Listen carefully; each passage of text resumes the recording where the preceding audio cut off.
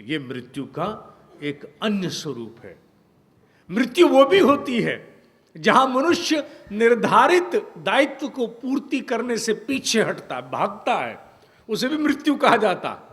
क्योंकि हमारे ऋषियों का मानना है कि मृत्यु शब्द के दो पक्ष हैं, एक विध्यात्मक है, एक निषेधात्मक है। निषेधात्मक में कहा जाता है ऐसी मौत मत मरो जहां जहां तुम्हें भगौड़ा घोषित कर दिया जाए, वांछित दायित्व की पूर्ति से पीछे हटते हो, ऐसी मृत्यु मत मरो। उसकी जगह विध्यात्मक है, ऐसी मृत्यु को प्राप्त हो जिससे तुम प्रगति को जाते हो, जिससे तुम स्वयं को एक कदम आगे बढ़ाने के लिए आगे लाते हो।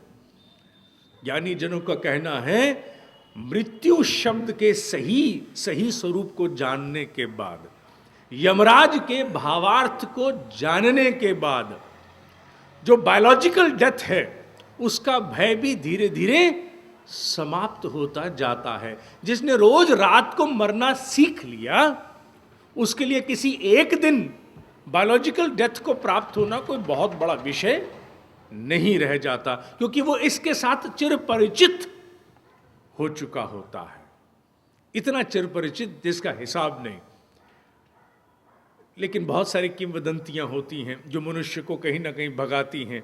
जैसे एक किंवदंती मैंने कल ही सुनी है, अब किंवदंती कहें या मान्यता कहें या विश्वास कहें, कुछ भी कहें, अब कल ही मैंने सुना है कि साहब भैया दूज वाले दिन यमुना जी में जाकर के अगर भाई बहन भैया दूज का तिलक करते हैं तो दोनों को अंतिम समय पर यम आकर के हॉरिफाई नहीं करता है, भयभीत नहीं करता है। यम आता ही नहीं है, एब्सेंट हो जाता है, वो कोई प्रॉक्सी भेज देता है। अब वो किसकी प्रॉक्सी भेजेगा, अपने से भी बेकार की भेज दी तो मामला गड़बड़ है। अर्थात भैया दूज वाले दिन यमुना जी में भाई बहन जल में खड़े होकर के, और अगर एक दूसरे को बहन तिलक करती हैं तो यम का भय व्याप्त नहीं होगा, क्योंकि यमुना यम की बहन है। अब यमुना यम की बहन है, but this is not possible. This kind of an impunity cannot be executed. It's an unwise decision. इस प्रकार का विश्वास कैसे काम कर सकता है कि जीवन भर हम कुछ भी करें, अनाचार अनीति, और एक भैया दूज के दिन यमराज की बहन के पास जाकर के कहें बहन तेरा भाई यमराज है, यहां का थानेदार है, मृत्यु के बाद उसी का थाना लगता है, हम तेरे जल में खड़े होकर के तिलक कर रहे हैं, भाई से कह दियो हमारी तरफ ना देखे। Is it possible? No, it's not possible.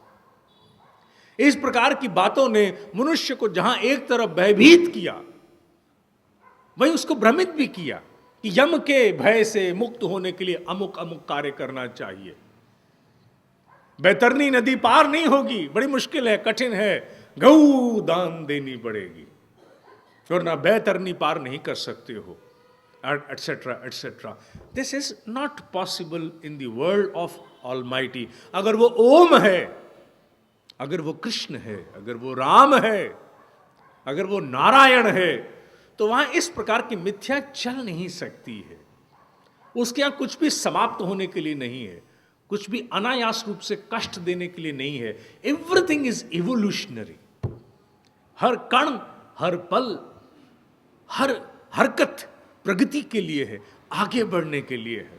और आगे बढ़ने वालों के लिए ईश्वर ने बहुत सुंदर व्यवस्था की है। जिन लोगों को मसल्स बनानी होती हैं वो क्या करते हैं, हमारे यहां पर देसी भाषा में कहा जाता है जोर आजमाइश करते हैं। जोर आजमाइश माने they try and exert force and pressure. जबरदस्ती वजन उठा करके वजन उठाते हैं, स्वे प्रेरणा से वजन उठाते हैं। किसी को कहो ये बैग उठा के वहां रख दो, रख दूंगा। बैग उठा के वहां रख दो, रख दूंगा ना। कब? अभी थोड़ी देर में।